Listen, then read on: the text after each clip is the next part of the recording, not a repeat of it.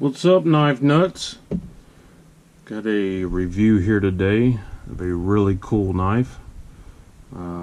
Diving deeper off into Medfords as we go every day.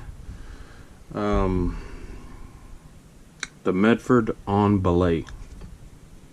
Don't ask me what that means. Something about on a mountain or something. But anyway, S35VN monster titanium scales. Weight is about 25 pounds. Just kidding. It's somewhere around 10 ounces. Blade about 4 1/4. Total length 9 1/4. I was at Wild About Sporting Goods the other day shopping around, and Gil's pulled this knife out of his pocket to open a package. I was looking through a bunch of Medfords and I couldn't find one I really wanted. I wanted them all, but finding one in my budget that was what I wanted was the hard part. He pulled this one out of his pocket, and it was one from a Centurion event he went to this last year. The Medford Centurion event had the Centurion logo on it, and that was exactly what I was looking for. What I really liked about it was just the beefiness, you know, what Medford's known for, the thick blade, thick scales, and also this particular knife, you know, with no finish on it. It's just a tumbled finish, all raw materials. That really appeals to me because I like knives that don't show wear. Medford's hollow ground blades are just awesome to me. They're super thin behind the edge, you know, a monster knife that'll still slice. This one is a hidden flipper. You have to really give it some wrist, but it wasn't designed to be a flipper. That was kind of a bonus. The overall look of the knife is just killer. I really like it. Weight, it feels good in hand.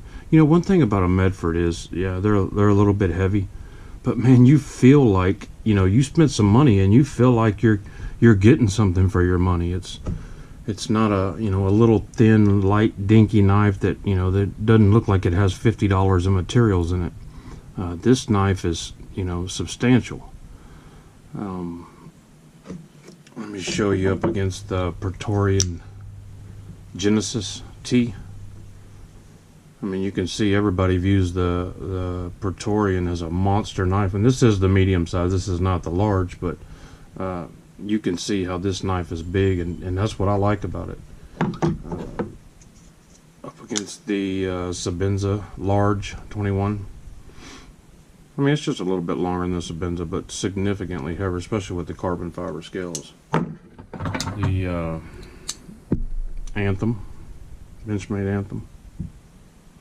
It's just a different knife, you know, altogether. And, you know, we talk a lot about weight, but, you know, I just haven't had a problem with it in my pocket. I am a bigger guy. I'm 6'6", 200 and some odd upward pounds, but I haven't had an issue with it. It hasn't bothered me a bit.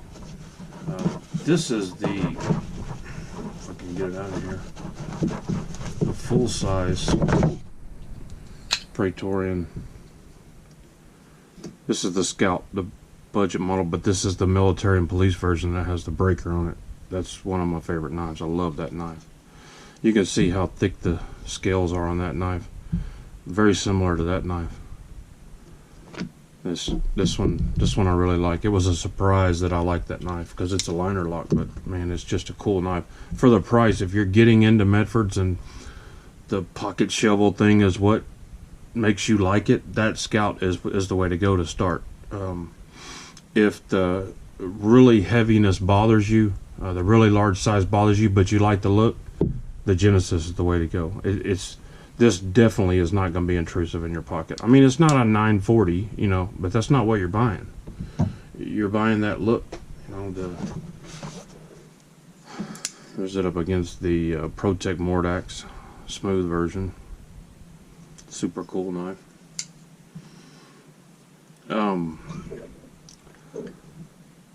I really wanted a Marauder, but you're talking about $850, $900.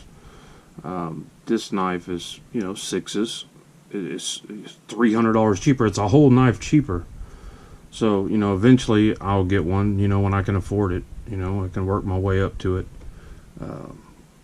You guys know how I do. I'll buy a few knives and love them and, you know, sell them. And as I get a little bit of money and save a little bit of money, I'll upgrade to nicer knives. That's how I came up to have a pretty nice collection.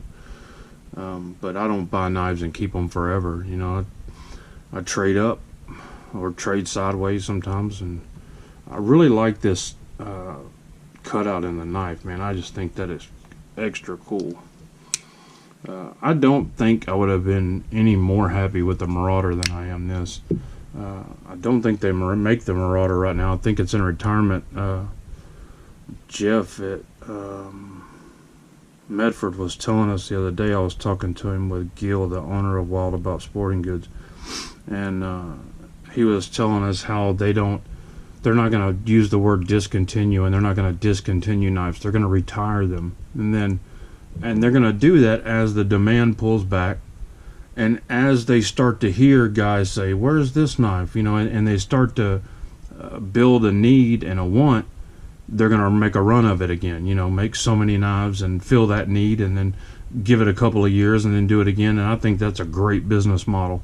It also keeps from flooding the market, where the secondary market is just full of, you know, a certain knife. And they do a great job of rotating their knives out, coming up with new styles, and as you guys can tell lately, I'm a fan. I just am. You know, I feel like I'm getting what I'm paying for. Some of these smaller knives that I'm paying, you know, was paying hundreds of dollars for, I just didn't feel like I was getting what I was paying for. You know, and I know it may be an illusion. I mean, this thing is a huge chunk of titanium and S35 VN. Home run. These guys have also changed my mind about S35 VN. I never disliked it, but, you know, I was thinking, why wouldn't you use M390? Why wouldn't you use 20CV? Those blades are difficult to sharpen, to say the least, to get a nice edge on them. Man, anybody can sharpen this knife, and it holds an edge just fine. I mean, honestly, very few of us are hard on our knives where we're wearing a blade down. We're probably sharpening them way before they even need to be sharpened. I mainly only strop my knives these days. Even when I get a factory edge, I'll run it over a strop for a while just to bring it razor sharp, and that's where this thing is right now. It's razor sharp. The S is for S35 VN. They have 3V now, S35 VN, of course the D2, SV90, I believe. I'm looking at a Praetorian right now in the secondary market. I think it's S90V or something like that. Anyway, they offer several different blade steels in there. I think their main stock is S35 VN now, which, you know, that's what Chris Reeves uses, and I think he's the standard, you know, if you ask me. Anyway, yeah, this is just a really cool knife to me. I don't see it a lot. I don't see people talk about it a lot. Nothing like they do the Praetorians or, you know, the Praetorian tie, that monster knife. But this knife right here, to me, I lean more towards this than the Praetorian. I really, my next knife will probably be the Marauder or the Marauder H. These knives are hugely functional, but, you know, also really large and cool, and that's what I like.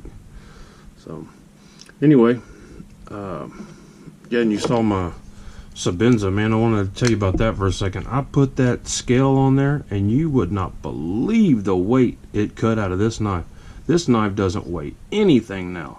I was nervous about it because, you know, messing with a knife of that caliber or knife that's that nice, and I bought that Sabenza book. I bought the plain Sabenza with the plain scales because it looked like that.